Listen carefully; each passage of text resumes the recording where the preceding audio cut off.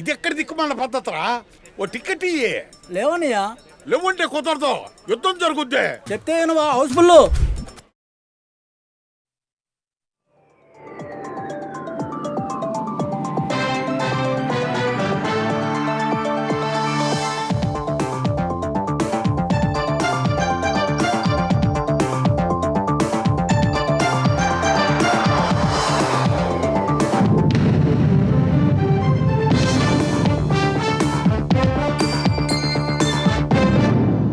నమస్కారం, ఈటీవీ న్యూస్కు స్వాగతం. ముందుగా ముఖ్యాంశాలు. పాలమూరుకు ఒప్పుకుంటే నల్లమల సాగర్ సాకారం. ఆంధ్రప్రదేశ్కు కేంద్ర జలసంఘం ప్రతిపాదన. ప్రాథమికంగా విభేదించిన ఏపీ అధికారులు. పాలమూరు ప్రాజెక్టులకు ప్రాధాన్యం ఇస్తామన్న ఉత్తమ్. 10 ఏళ్ల బీఆర్ఎస్ అన్యాయం సరిచేస్తామని వెల్లడి. పనుల షెడ్యూల్ సిద్ధం చేయాలని ఆదేశం. హైదరాబాద్లో ఫుట్పాత్ల ఆక్రమణలు తొలగించాలన్న హైకోర్టు. తీసుకున్న చర్యలపై నివేదిక సమర్పించాలని అధికారులకు నిర్దేశం.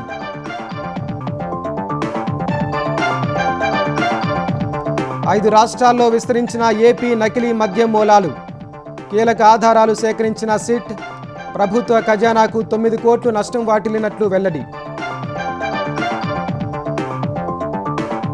భారత్ రక్షణ సామర్థ్యానికి మరింత ఊతం. యుఏవీ నుంచే గైడెడ్ క్షిపణి ప్రయోగం విజయవంతం. కర్నూలులో పరీక్షించిన డిఆర్డీఓ శాస్త్రవేత్తలు. కర్ణాటకలో సీఎం మార్పుపై మళ్లీ చెలరేగిన ఊహాగానాలు. సిద్ధరామయ్య, శివకుమార్లతో ఖర్గే భేటీ. మరోసారి చర్చలు జరిపే అవకాశాలు. మరిన్ని రంగాల్లో భారత్ ఇటలీ మధ్య సహకారం. ఉమ్మడి వ్యాసంలో మోదీ మెలోనీ వెల్లడి. నేడు ద్వైపాక్షిక చర్చలు జరపనున్న నేతలు.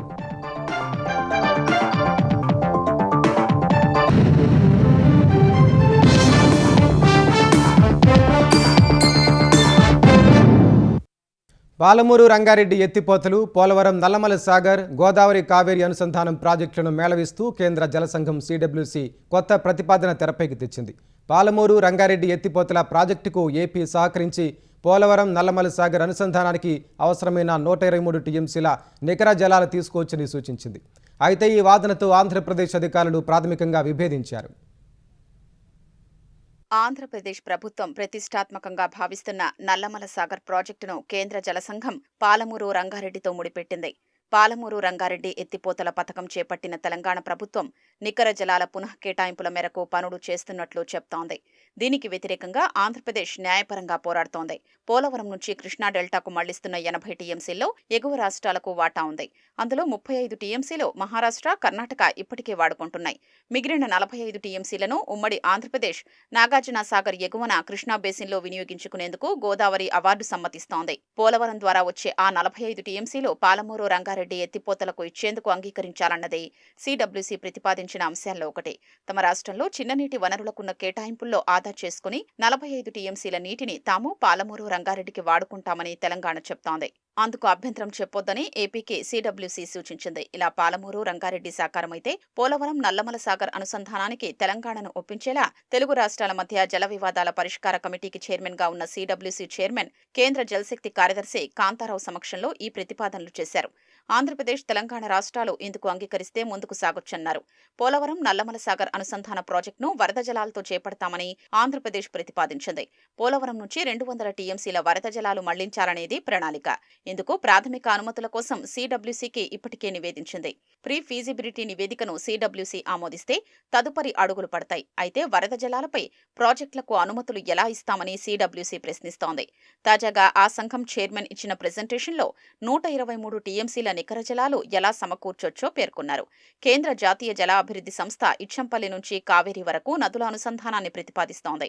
ఛత్తీస్గఢ్ వాడుకోలేని నీటిని ఈ ప్రాజెక్టు కోసం ఉపయోగిస్తామని చెప్తోంది. ఇందుకు భాగస్వామ్య రాష్ట్రాల్ని ఒప్పించేందుకు కేంద్రం ప్రయత్నిస్తోంది. ఈ అనుసంధాన ప్రాజెక్టుకు నీటిని తెలంగాణలో ఉన్న సమ్మక్క సారక్క బ్యారేజీ నుంచి తీసుకెళ్లేలా సిడబ్ల్యూసి ప్రతిపాదిస్తోంది. అలా చేస్తే సమ్మక్క సారక్క బ్యారేజీ కింద తెలంగాణ ప్రస్తావిస్తున్న 47 టీఎంసీలు పోలవరం నల్లమల సాగర్ అనుసంధానానికి ఇచ్చేలా ఒప్పించొచ్చు. పాలమూరు రంగారెడ్డికి గోదావరి నుంచి ఇస్తున్న 45 టీఎంసీలకు ప్రతిగా ఈ నీళ్లు ఇచ్చేందుకు తెలంగాణకు ఆస్కారం ఉండొచ్చన్నది ఈ ప్రతిపాదన సారాంశం. గోదావరి కావేరీ అనుసంధానిస్తే 148 టీఎంసీలను తరలించొచ్చని జాతీయ జల అభివృద్ధి సంస్థ యోచిస్తోంది. ఇందుకు భాగస్వామ్య రాష్ట్రాల అనుమతి కోరుతోంది. ఛత్తీస్గఢ్ వాటా నీళ్ల నుంచి ఈ ప్రాజెక్టు చేపట్టాలని కేంద్రం భావిస్తోంది. అందులో భాగంగా ఏపీకి 45 టీఎంసీల నికర జలాలు వస్తాయి. వాటిని కూడా తాజాగా లెక్కలోకి తీసుకున్నారు. పోలవరం ప్రాజెక్టుకు ఆమోదం తెలిపే క్రమంలో నీటి లభ్యతను లెక్కించినప్పుడు 16 టీఎంసీలు పరిగణలోకి తీసుకోలేదని కేంద్ర జలసంఘం చెబుతోంది. ఇప్పుడు ఆ 16 టీఎంసీల జలాల్ని కూడా నల్లమల సాగర్కు వినియోగించొచ్చని సూచిస్తోంది. కర్ణాటక బేడితి వరద లింకు ప్రాజెక్టు చేపడుతోంది. దాని ద్వారా తుంగభద్రలోకి 16 టీఎంసీల నీళ్లొస్తాయి. ఇవన్నీ కలిపితే 123 టీఎంసీల నికర జలాలు ఏపీకి అందుబాటులో ఉంటాయన్నది కేంద్ర జలసంఘం లెక్క. అటు తెలంగాణ అవసరాల్ని ఏపీ తీర్చి ఏపీ అవసరాలకు తెలంగాణ సమ్మతిస్తే ఈ ప్రతిపాదన కార్యరూపం దాలుస్తుందనేది జలసంఘం ప్రెజెంటేషన్లో కీలకాంశం. ఆంధ్రప్రదేశ్ జలవనరుల శాఖ అధికారులు ఈ లెక్కలతో ప్రాథమికంగా విభేదించినట్లు సమాచారం. సిడబ్ల్యూసీ చెప్తున్న లెక్కల్లో పేర్కొంటున్న కేటాయింపుల్లో కొన్ని గోదావరి అవార్డులో కూడా లేవని, ఆ నీళ్లన్నీ కాగితాలపై కనిపిస్తున్నాయే తప్ప వాస్తవంగా లేవని ఏపీ అధికారులు ప్రాథమికంగా అభిప్రాయపడ్డారు. దీనిపై అంతర్గతంగా చర్చలు సాగుతున్నాయి. ఉమ్మడి మహబూబ్ నగర్ జిల్లా సాగునీటి ప్రాజెక్టులకు అత్యంత ప్రాధాన్యత ఇస్తూ 10 ఏళ్లలో బీఆర్ఎస్ చేసిన అన్యాయాన్ని సరిదిద్దేందుకు కట్టుబడి ఉన్నామని తెలంగాణ నీటిపారుదల శాఖ మంత్రి ఉత్తమ్ కుమార్ రెడ్డి తెలిపారు. ముఖ్యమంత్రితో సమావేశం తర్వాత పాలమూరు జిల్లా మంత్రులు జూపల్లి కృష్ణారావు, వాకిటి శ్రీహరి శాసనసభ్యులతో కలిసి సాగునీటి ప్రాజెక్టులపై ఉత్తమ్ సమీక్ష నిర్వహించారు. పాలమూరు రంగారెడ్డి ప్రాజెక్టు పనులు 90% పూర్తయ్యాయని బీఆర్ఎస్ చెప్పడం అబద్ధమని ఆక్షేపించారు. ప్రాజెక్టును జోరాల నుంచి శ్రీశైలానికి మార్చడం వల్లే నష్టం జరిగిందని విమర్శించారు. భూసేకరణ చేయకుండా కాల్వల కోసం టెండర్లు పిలిచారని ఉత్తమ్ ఎద్దేవా చేశారు. పాలమూరు ప్రాజెక్టుల పురోగతి షెడ్యూళ్లతో సమగ్ర నివేదిక సిద్ధం చేయాలని అధికారులను ఆయన ఆదేశించారు. జోరాల పూడిక సమస్య పరిష్కరించేలా చర్యలు చేపట్టినట్లు చెప్పిన మంత్రి డ్రిప్ పథకం కింద సాయం అందించాలని కేంద్రానికి ప్రతిపాదనలు సమర్పించినట్లు తెలిపారు. ఎలాంటి పరీక్ష లేకుండానే ప్రత్యక్ష ఉద్యోగ నియామకాలు చేపడుతున్నారంటూ సామాజిక మాధ్యమాల్లో వైరల్ అవుతున్న పోస్టర్ అసత్యమని జలమండలి స్పష్టం చేసింది. పోస్టర్లో పేర్కొన్నట్లుగా ఎలాంటి నియామకాలు జలమండలి చేపట్టడం లేదని వివరించింది. భారీ స్థాయిలో ఉద్యోగ నియామకాలు, వేతనాలు, అర్హతల వివరాలు పేర్కొంటూ తప్పుడు ప్రచారం చేస్తున్నారని మండిపడింది. ఉద్యోగార్థులు సామాజిక మాధ్యమాల్లో వైరల్ అవుతున్న నిర్ధారణ లేని పోస్టర్లు, తప్పుడు ప్రకటనలు నమ్మొద్దని విజ్ఞప్తి చేసింది. జలమండలిలో ఉద్యోగ నియామకాలు చేపడితే ప్రభుత్వ నిబంధనల ప్రకారం తెలంగాణ పబ్లిక్ సర్వీస్ కమిషన్ సంబంధిత అధికారిక సంస్థలతో మాత్రమే నిర్వహిస్తామని స్పష్టం చేసింది. ప్రభుత్వ జలమండలి అధికారిక వెబ్సైట్లు, విశ్వసనీయ మీడియా వేదికల ద్వారా ఉద్యోగ సమాచారం విడుదల చేస్తామని జలమండలి ఎండీ వివరించారు. వైసీపీ నేత జోగి రమేష్ అండదండలతో అద్దేపల్లి జనార్దన్ రావు సాగించిన నకిలీ మద్యం దందా మూలాలు 5 రాష్ట్రాల్లో ఉన్నట్లు బయటపడింది. ఏపీ, తెలంగాణ, కర్ణాటక, గోవా, తమిళనాడు నుంచి స్పిరిట్, లేబుల్స్, ఎసెన్స్ సీసాలను ప్రధాన నిందితుడు జనార్దన్ రావు సమకూర్చుకున్నట్లు తుది ఛార్జిషీట్లో సిట్ వెల్లడించింది.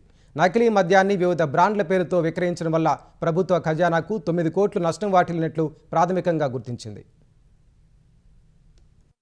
ఆంధ్రప్రదేశ్లో నకిలీ మద్యం కేసులో సిట్, ఎక్సైజ్ అధికారులు దాఖలు చేసిన తుది ఛార్జిషీట్లో మరిన్ని కీలక వివరాలు వెల్లడయ్యాయి. నకిలీ మద్యం తయారీకి ప్రధాన ముడిసరుకు అయిన స్పిరిట్ను గోవా నుంచి తీసుకొచ్చినట్లు ఛార్జిషీట్లో పేర్కొన్నారు. గోవాలో డిస్టిలరీల నుంచి రహస్యంగా సేకరించిన స్పిరిట్, ఎసెన్స్, క్యారమెల్లను కేరళకు చెందిన జినేష్, సిబులు కర్ణాటక వాసి బాలాజీకి విక్రయించేవారు. వాటిని బాలాజీ బెంగళూరులోని తన ఫామ్ హౌస్లో నిల్వ చేసేవాడు. అక్కడి నుంచి కృష్ణా జిల్లా ఇబ్రహీంపట్నం, అన్నమయ్య జిల్లా మొలకల చెరువుకు పంపేవాడు. పలుమార్లు అతని కుమారుడు సుదర్శన్ కూడా బెంగళూరు నుంచి తెచ్చి అందించేవాడు. ఈ సరకు రవాణా కోసం వీరు బోగస్ ఇన్వాయిస్లు సృష్టించారని, తండ్రి కుమారులకు కలిపి జనార్దన్ రావు 2,50,00,000 వరకు చెల్లించాడని సిట్ పేర్కొంది. తమిళనాడులోని కోయంబత్తూర్లో శ్రీవారు ఇండస్ట్రీస్కు చెందిన సెంథిల్ ఓల్డ్ అడ్మిరల్ బ్రాందీ సీసాలు తయారు చేసి పంపించాడు. హైదరాబాద్కు చెందిన తిరుమల శెట్టి శ్రీనివాసరావు, తలారి రంగయ్య, తాండ్ర రమేష్ బాబు, చెక్కా సతీష్ కుమార్, దారబోయిన ప్రసాద్ వివిధ బ్రాండ్ల నకిలీ లేబుల్స్, మూతల సరఫరాలో సహకరించారు. విజయవాడకు చెందిన మనోజ్ కుమార్, శ్రీనివాస్ రెడ్డి మద్యం సీసాలు అందించారు. ఒడిశాలోని గంజాం జిల్లాకు చెందిన బాదల్ దాస్, ప్రదీప్ దాస్, మిథున్ దాస్, అంతదాస్లో కూలి పనుల నిమిత్తం ఇబ్రాహీంపట్నం వచ్చారు. వీరు జనార్దన్ రావు బార్, కిరాణా దుకాణంలో పనిచేసేవారు. ఉపాధి కోసం వచ్చి ఈ కేసులో ఇరుక్కున్నారు. మిథున్ దాస్, అంతదాస్లకు బెయిలొచ్చినా పూచీకత్తులు ఇచ్చేవారు లేక ఇంకా జైల్లోనే ఉన్నారు. ఇబ్రాహీంపట్నంలో జోగిరామును గతేడాది నవంబర్ 2న పోలీసులు అరెస్ట్ చేయడంతో పాటు అతని ఇంట్లోని సీసీ కెమెరాల డీవీఆర్ను సీజ్ చేశారు. దీన్ని ఫోరెన్సిక్ ల్యాబ్ లో పరిశీలించగా అందులో హార్డ్ డిస్క్, స్టోరేజీ మీడియా లేదని తేలింది. ఉద్దేశపూర్వకంగా తొలగించారని గుర్తించారు. దీంతో సీసీ కెమెరాలోని దృశ్యాలు రికార్డు కాలేదు. నిందితులు తమ మొబైల్ ఫోన్లలోని డేటాను తొలగించగా ఫోరెన్సిక్ ల్యాబ్ లో తిరిగి రాబట్టారు. బాదల్ దాస్ ఫోన్లోని ఓ వీడియోలో అతను నకిలీ మద్యం తయారీలో నిమగ్నమై ఉన్నాడు. ప్రదీప్ దాస్ ఫోన్లో అతడు నకిలీ మద్యం పెట్టెల్ని మోసుకెళ్తున్న ఫోటోలు దొరికాయి. శ్రీనివాసరెడ్డి ఫోన్, కంప్యూటర్లో అనేక ఆధారాలు వెలుగు చూశాయి. జగన్మోహన్ రావుతో వాట్సాప్ చాట్స్, కాల్ రికార్డులు, సొమ్ము చెల్లింపు వివరాల్ని ఫోరెన్సిక్ నిపుణులు వెలికితీశారు. రవి, తిరుమలశెట్టి శ్రీనివాసరావు ఫోన్లలో తలారి రంగయ్య, చెక్కా సతీష్లకు వాట్సాప్లో పంపిన లేబుల్ డిజైన్లు, వాటి నకిలీలు, ఫోన్పే చెల్లింపుల ఆధారాల్ని గుర్తించారు.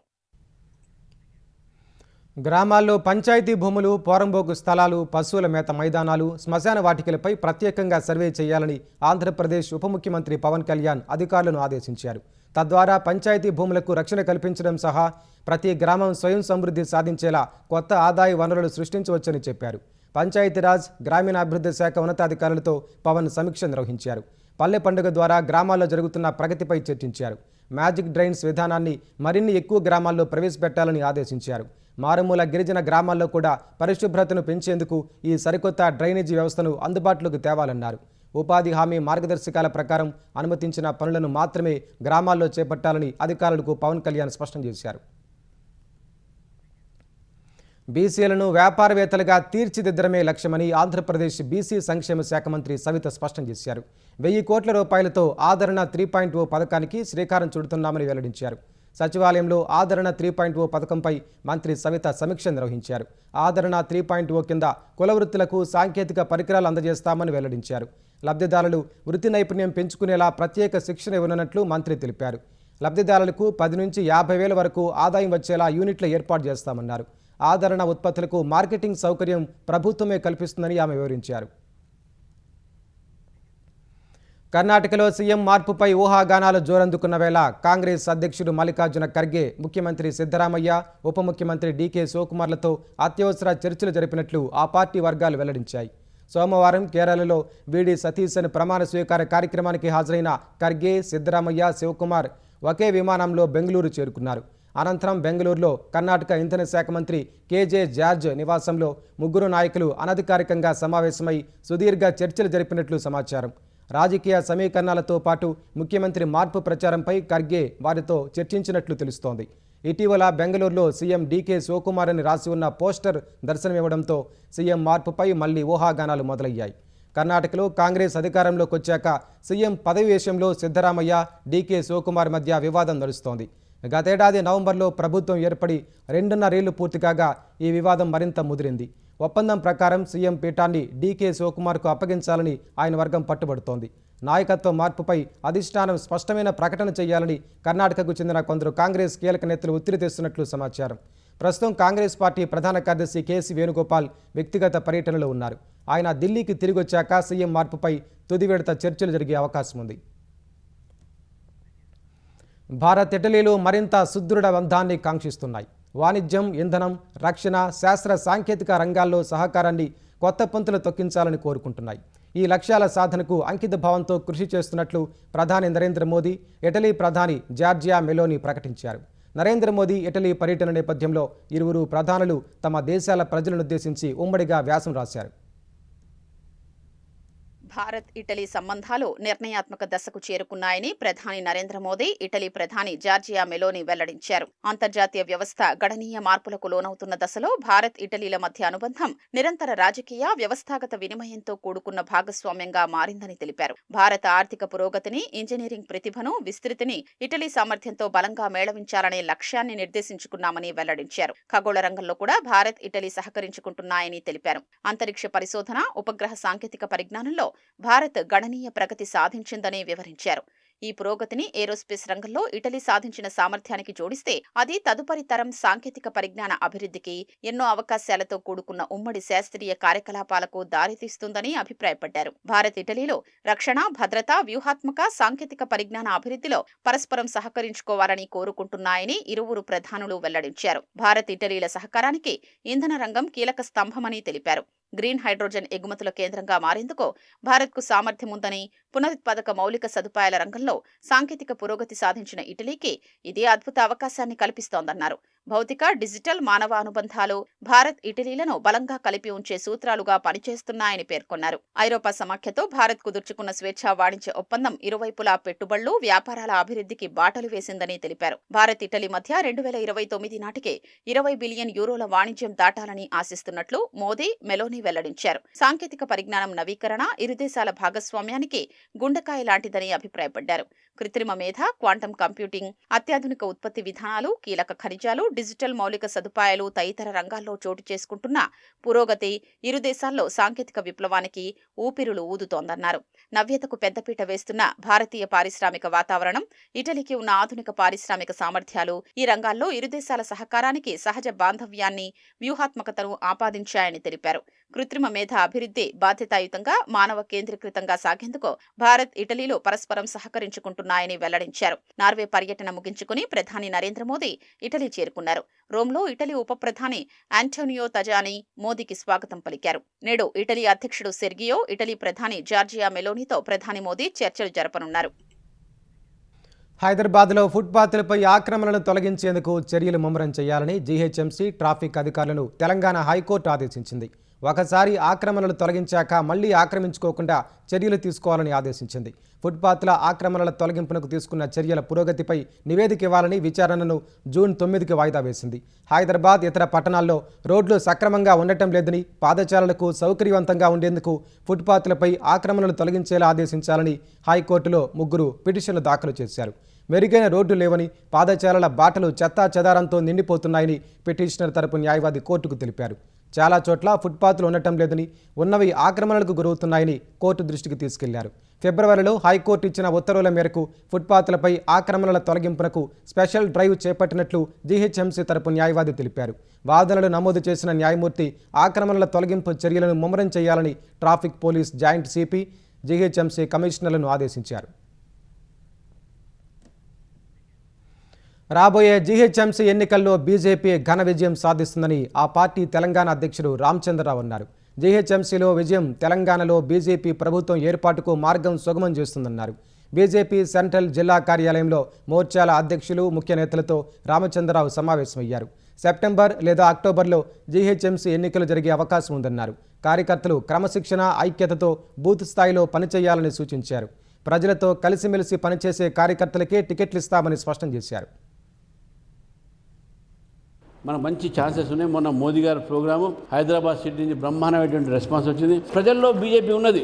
ఈ బీఆర్ఎస్ వీళ్ళు అన్నది ఏదో మాట్లాడినా ఎవరు వాళ్ళని లెక్క చెప్పేట లేరు. వాళ్ళ నాయకులు కూడా మన దగ్గరకు వచ్చే ప్రయత్నంలో ఉన్నారు. చాలా మంది ఇన్ కాంటాక్ట్ విత్ అస్, మన దాంట్లో జాడా సిద్ధంగా ఉన్నారు. భారతీయ జనతా పార్టీ 100% 3 మేయర్స్ మనం గెలుస్తాం. ఒకటి కాదు, 2 కాదు, 3 గెలుస్తాం మనం.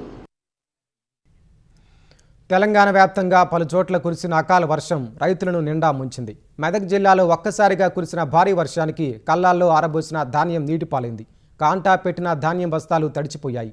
అల్లాదుర్గం మండలంలోని బహిరన్ దెబ్బలో ఈదురుగాలులకు ఇంటి పైకప్పు ఎగిరిపోయింది. సిద్దిపేట జిల్లా తొగుట మండలంలో కొనుగోలు కేంద్రాల్లో ధాన్యం తడిసి ముద్ద కావడంతో రైతులు దిక్కుతోచని స్థితిలో కొట్టుమిట్టాడుతున్నారు.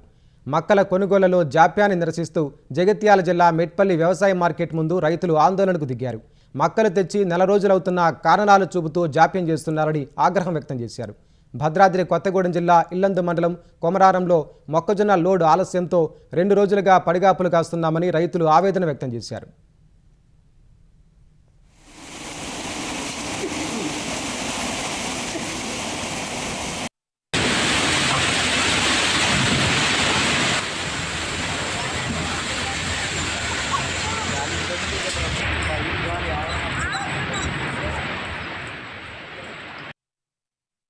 కుమరారం సొసైటీ నుండి నిన్న పొద్దున మన చైర్మన్ గారు వచ్చి తొందర రండి, ఆడ అమ్మటే అన్లోడ్ చేపిస్తా, ఇంటికి ఒక బండి పెట్టండి, టన్నుకు 300 చొప్పున ఇస్తాము, వారంలో డబ్బులు పడతాయి, మీరు ఇక్కడ తరలించండి అని నిన్న పొద్దున తెచ్చారు. ఇవాళ దానిక ఎవడు వచ్చి మాకు పట్టించుకునే నాదుడు లేరు. చాలా ఇబ్బంది అవుతున్నాయి. ఎందుకు మాకు ఇంత ఇబ్బంది పెట్టడం? మేము అక్కడి నుంచి ల్యాండ్ లోడ్ చేసి పంపితే వాళ్ళు దింపుకుంటే అయిపోతుంది కదండి. అక్కడి నుంచి మేము ఇక్కడ దాకా పంపించాల్సిన అవసరం లేదు. తక్షణమే ప్రభుత్వం దీన్ని స్పందించాలి, రైతులను ఆదుకోవాలి, రైతుల టిక్కీలన్నీ దిగుమతి చేయాలి. ఇంధన ఖర్చుల భారాన్ని తగ్గించేందుకు ఆంధ్రప్రదేశ్లో తొలిసారిగా ప్రజలకు ఎలక్ట్రిక్ ద్విచక్ర వాహనాలు అద్దెకు తీసుకునే సౌకర్యం త్వరలో అందుబాటులోకి రానుంది. విశాఖపట్నం, విజయవాడ, రాజమహేంద్రవరం, నెల్లూరు, తిరుపతిలో ప్రయోగాత్మకంగా వీటిని ప్రవేశపెట్టనున్నారు. ఓబర్కు చెందిన లైమ్, డాట్, బర్డ్, టైర్, ఓయ్ వంటి సంస్థలు వివిధ దేశాల్లో యాప్ ఆధారంగా అందిస్తున్న షేర్డ్ ఎలక్ట్రిక్ వాహనాల సేవలు ఏపీలోనూ ప్రవేశపెట్టేలా వాటిని ప్రోత్సహించాలని ప్రభుత్వం నిర్ణయించింది. సేవలపై అధ్యయనం చేసి ప్రతిపాదనలు సిద్ధం చేయాలని పురపాలక, పట్టణాభివృద్ధి శాఖ ముఖ్య కార్యదర్శి సురేష్ కుమార్ ఆదేశించారు. ఈ ప్రక్రియ పూర్తయ్యాక షేర్డ్ ఎలక్ట్రిక్ వాహనాలు అద్దెకు అందిస్తున్న సంస్థల నుంచి ఆసక్తి వ్యక్తీకరణ బిడ్లు ఆహ్వానించనున్నారు. విశాఖపట్నం, విజయవాడ, తిరుపతి, రాజమహేంద్రవరం, నెల్లూరులో ఈవీ ఛార్జింగ్ స్టేషన్లు ఏర్పాటుకు ఒక్కో నగరానికి 250 కోట్ల చొప్పున ప్రభుత్వం కార్పస్ కేటాయించింది. ప్రతి 3 కిలోమీటర్లకు ఈవీ ఛార్జింగ్ స్టేషన్ను ప్రతిపాదించింది. పీపీపీ విధానంలో వీటి ఏర్పాటుకు స్థలాలు కేటాయించనున్నారు. ఇందుకు సంబంధించిన సమగ్ర మార్గదర్శకాలు త్వరలో వెలువడనున్నాయి. వివాద రహిత నగరంగా తిరుపతిని తీర్చిదిద్దడమే ముఖ్యమంత్రి చంద్రబాబు లక్ష్యమని మంత్రి అనగాని సత్యప్రసాద్ చెప్పారు. తిరుపతిలో శ్రీ తాతయ్యగుంట గంగమ్మను మంత్రి దర్శించుకున్నారు. అపరిష్కృతంగా మిగిలిపోయిన సెట్టిపల్లి భూ సమస్యలకు ప్రభుత్వం శాశ్వత పరిష్కారం చూపిందన్నారు. ఎకో టెంపుల్ టూరిజం హబ్గా తిరుపతిని అభివృద్ధి చేస్తున్నామని మంత్రి తెలిపారు. పాడేరు పరిధిలోని చింతపల్లి సబ్ డివిజన్లో కడపకు చెందిన పాస్టర్పై దాడి అంటూ సోషల్ మీడియాలో వైరల్ అయిన వీడియో అంతా నాటకమని పోలీసులు తేల్చారు. భరోసా పార్టీ అధ్యక్షుడిగా చెప్పుకునే అభినయ దర్శన్ అనుచరులతో కలిసి ఈ డ్రామా ఆడినట్లు అల్లూరు జిల్లా ఎస్పీ పర్యవేక్షణలో జరిగిన దర్యాప్తులో వెల్లడైంది. అంతా ప్లాన్ చేసుకుని దాడి డ్రామా నడిపినట్లు ఆడియో మెసేజ్లు, ఇన్స్టా, సోషల్ మీడియా పోస్టుల ద్వారా పోలీసులు నిర్ధారించుకున్నారు. ఒక నిందితుని భార్య సోషల్ మీడియా ఖాతా ద్వారా ఈ ఆధారాలను సేకరించారు. ఎక్కడ దాడి చేయాలి, ఎలా దాడి చేయాలి, ఎలా సీన్ క్రియేట్ చేయాలి అనేది ముందే పథకం రచించారని ఆడియో మెసేజ్ ద్వారా తెలిసింది. కారులో వచ్చిన ముగ్గురితో పాటు దాడి చేసినట్లు నటించిన మరో ముగ్గురిని ప్రశ్నిస్తున్నారు. పాస్టర్పై దాడి అంటూ చేసిన ప్రచారం కుట్ర వెనుక ఎవరున్నారు, వారి లక్ష్యం ఏమిటనే అంశాలపై పోలీసులు దృష్టి పెట్టారు. ఆన్లైన్లో ఔషధాల అమ్మకాలను వ్యతిరేకిస్తూ దేశవ్యాప్తంగా నేడు మెడికల్ షాపుల బంద్ పాటించనున్నాయి.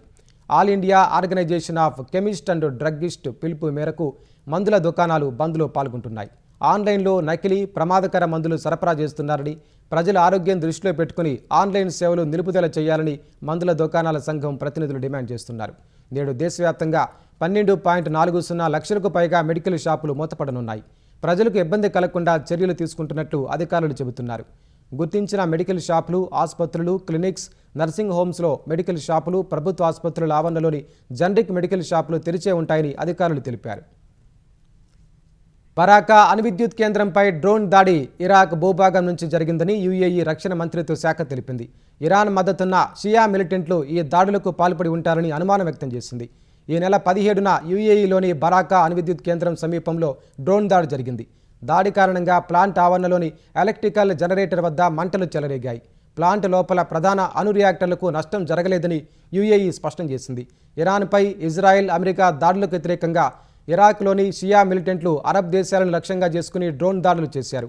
మరోవైపు శాంతి చర్చల్లో పురోగతి సాధించేందుకు ఇరాన్కు కొన్ని రోజులు సమయం ఇవ్వడానికి సిద్ధంగా ఉన్నట్లు అమెరికా అధ్యక్షుడు డొనాల్డ్ ట్రంప్ తెలిపారు. వచ్చే వారం ప్రారంభం వరకు సమయం ఇస్తానని ఆయన చెప్పారు. అటు అమెరికా నేవీ దిగ్బంధనం కొనసాగుతున్న హర్మూజ్ జలసంధిలో నౌకల రాకపోకలు గత వారం కొంత పెరిగాయని మారిటైమ్ డేటా సంస్థ లాయిడ్స్ లిస్ట్ ఇంటెలిజెన్స్ తెలిపింది. 54 నౌకలు గత వారం ఈ జలసంధి గుండా ప్రయాణించాయని వెల్లడించింది. అయితే యుద్ధానికి ముందు రోజుకు 130కి పైగా నౌకలు ప్రయాణించేవని, వాటితో పోలిస్తే ఇది తక్కువేనని ఆ సంస్థ పేర్కొంది. భారత రక్షణ సామర్థ్యానికి మరింత ఊతమిస్తూ రక్షణ పరిశోధన అభివృద్ధి సంస్థ DRDO కీలక పరీక్షలు నిర్వహించింది. UAV నుంచి అత్యంత ఖచ్చితత్వంతో కూడిన గైడెడ్ క్షిపణిని విజయవంతంగా పరీక్షించింది.